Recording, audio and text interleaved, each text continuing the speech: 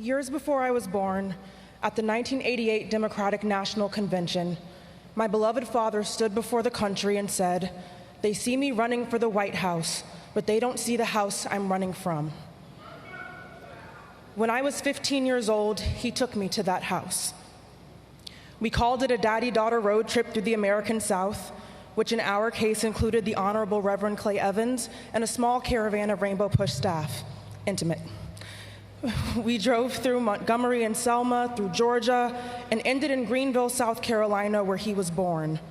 He walked me down the streets that raised him, showed me his high school, the neighborhoods that formed him, and then stopped in front of a quaint property on Haney Street. He brought me to the front window of the room where my grandmother gave birth to him and said, "This is where I come from." At 15, I nodded with teenage understanding. But now, nearly 12 years later, I recognize that he wasn't simply showing me a house. He was teaching me something about beginnings, that even when they are shadowed, they still hold light, that the distance between where you start and where you stand is sacred ground, and that what you build in that distance becomes your character. He used to say that we may not all be famous, but we can all be great.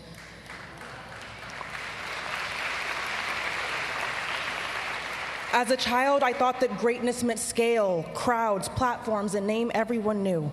As I grew older, I understood he meant something quieter and far more demanding. Greatness was service. It was consistency. It was feeding people when no one was watching. The headlines captured the rallies and the campaigns, but they did not always capture the hospital rooms, the late-night calls on behalf of someone the world had already forgotten, the stories he carried from strangers along the way. See, Dad's theology was rooted in the belief that every human being carries inherent worth. And he fought for that truth in places that most people never saw, for people whose names never made the news across decades and continents and causes. And it showed up at home the same way it showed up everywhere else. In the car, and we spent so much of our life in cars, he would reach back his hand to find mine while he was on the phone. It didn't matter who was on the other end of the line, presidents, organizers, global leaders. The call would continue, and still his hand would find mine. I understand now that he reached back deliberately every single time, as if to say, while I may be carrying many, I am still holding you. And it wasn't only in the car. It was the classroom visits, the amusement park trips tucked between political storms, the flowers on Valentine's Day, the flowers on my birthday, the flowers when I was sick, just to show his love that showed up every year without fail. My dad loved me out loud. He was relentless about it because it mattered to him. It mattered to him deeply, structurally, the same way that everything mattered to him, that I never once questioned whether I was somebody.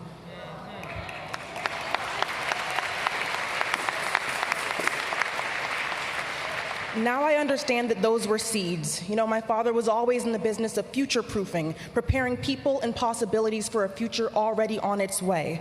He future-proofed movements, he future-proofed leaders, and in the quietest way, he was future-proofing me, planting steadiness, planting worth, planting faith, preparing ground he might not personally harvest, but believing it would bloom anyway.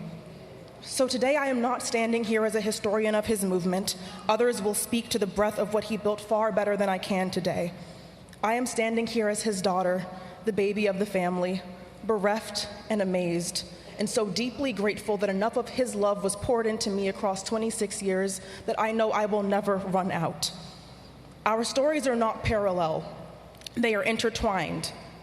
Dad, the same distance you spoke about between where you start and where you stand shaped you as a leader, and it shaped you as a father. The world watched you bend the moral arc toward justice, and I watched you bend toward me. I am grateful for every mile we tread together, Dad.